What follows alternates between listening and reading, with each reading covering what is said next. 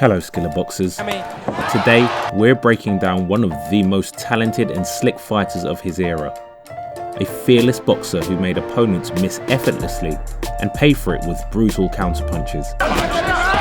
Along with his technical brilliance, he had the power to knock anyone out in a snap.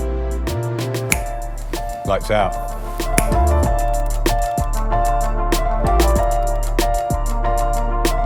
In his time, James Toney was one of the most avoided boxers, and for good reason.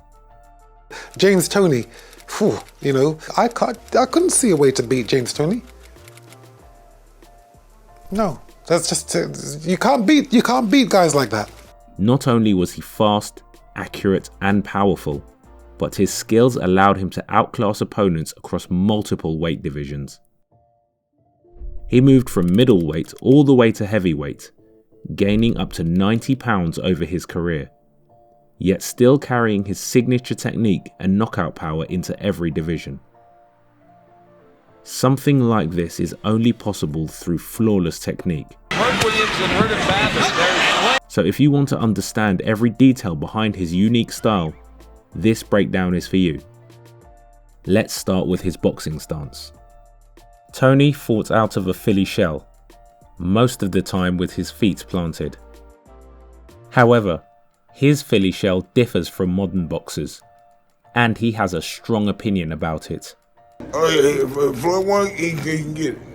That's Michigan versus Michigan. That's shoulder you know roll. what? Shoulder roll versus shoulder roll. Huh? Who?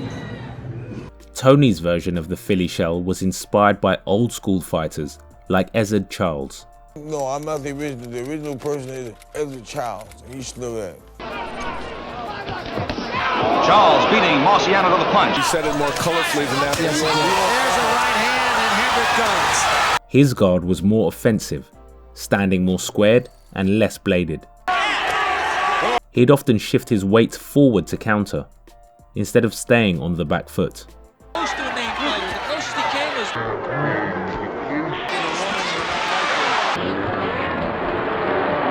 Modern boxers, when using the shoulder roll, With the piercing shots and the counters, look at that successful punch.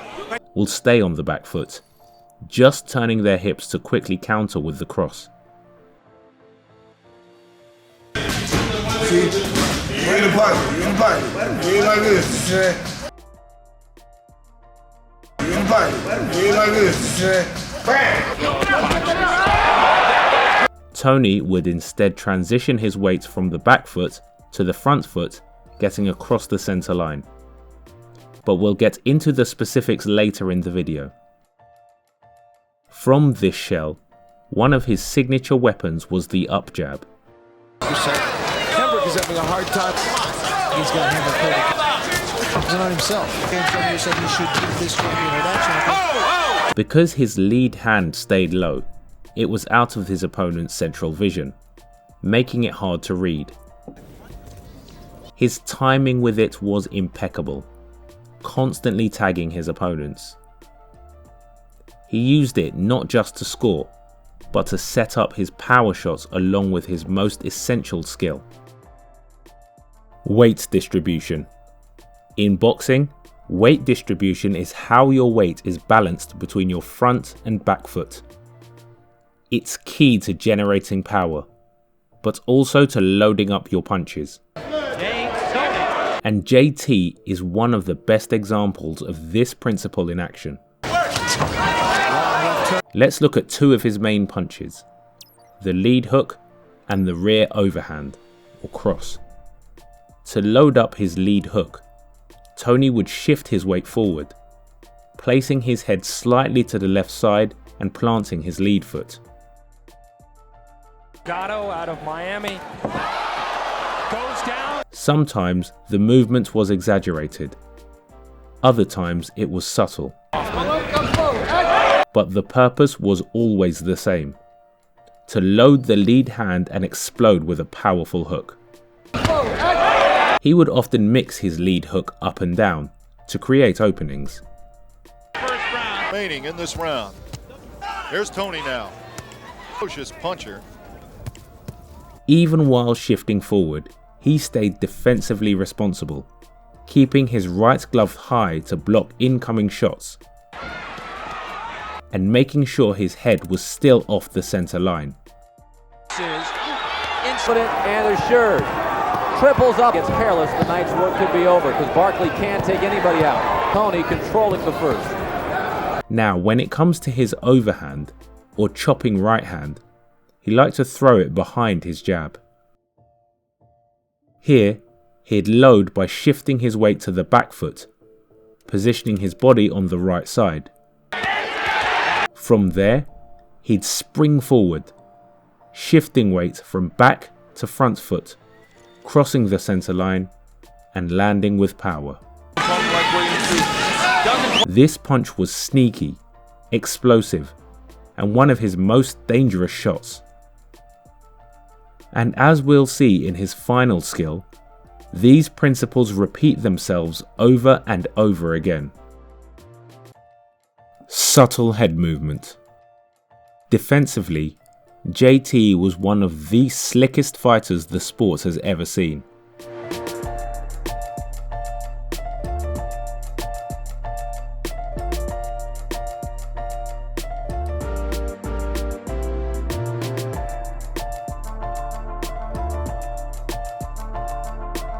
His greatest gift was his composure, not overreacting to shots, thus moving the exact distance to be able to dodge punches. He would move just enough to be able to evade following shots, allowing him to defend long combinations of punches effortlessly. And Iran stepping up the pace a little bit. Swinging. He would rely a lot on bending at the waist, getting low and under shots, making opponents overextend. As we mentioned in his boxing stance, he used his Philly Shell to block and roll with punches.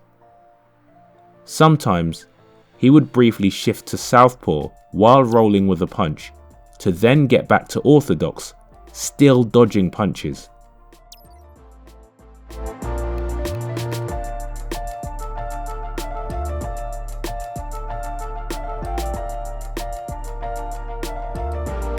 Now, when you combine his weight distribution principles with his elite defense, you get Toney's best skill.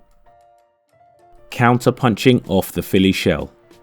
As we mentioned in his boxing stance, he fights out of an offensive Philly Shell, always looking to counter from his guard, not just to score, but to hurt his opponent. Toney may just be the best counterpuncher off the Philly Shell, and he had many different resources he used.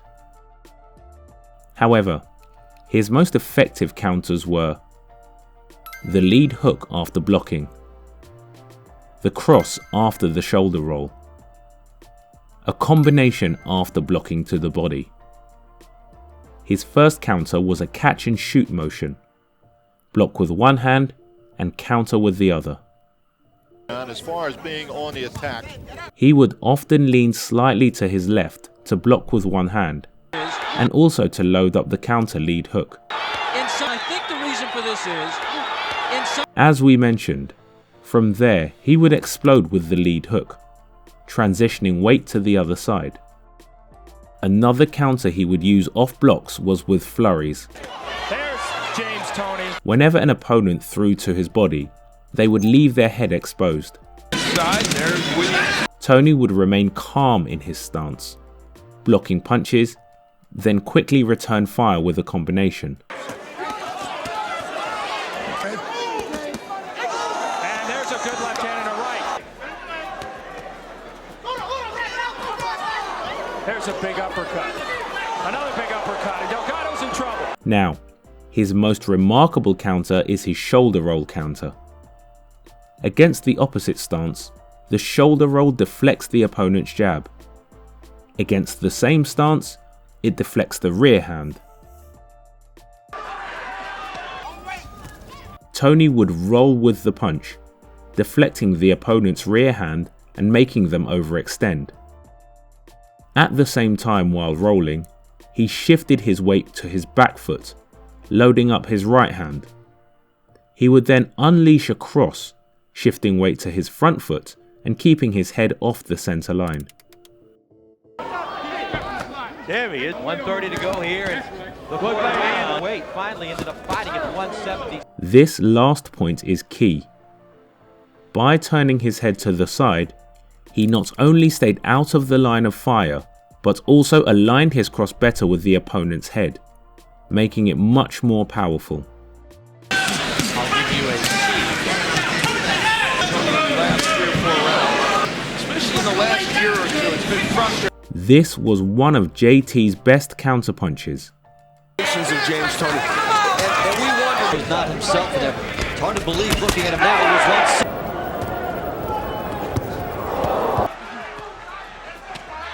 Strong right from the challenger. But as always, let's also take a look at his flaws. When it comes to Toney, he was one of the best when it came to pure boxing skills. However, we saw him struggle against opponents who knew how to create angles. As we mentioned in his stance, he liked to fight with his feet planted, rather than being on his toes. Jones will use his left hand. Like Roy Jones Jr. explained, this allowed Roy to use angles to work around him. That's why I beat James Toney. James Toney was one of the best fighters of all time. But he ain't moving feet. So because I got the full feet part of me, when you come at me, I'm moving my feet. I'm changing my whole location. When I come at him, he's doing this. My hands too fast. I'm gonna find it. Whenever James bent at the waist, Roy would use it to create an angle and punch from there. Find himself making all that miss. Here, exactly. Right here. Toney can't always wait for that right hand. Perhaps every other round has been Jones's round. And here by that shot, swinging wildly, some headshots, and they're piling up for Jones, the challenger. He backs Toney up, and this is not a scene that you'll see very often. We also saw him struggle against boxers with better stamina, who threw a lot of volume, in instances where Toney got outworked. However, JT is still one of the best pure boxers ever, with slick defense and the ability to put anyone's lights out. That's it. But now, we'd love to know your opinion in the comments. Do you think James Toney was the most talented boxer? If not, who? Let us know. And if you found this video interesting, there's more on our channel. And to your left, we've picked a video we thought you may like.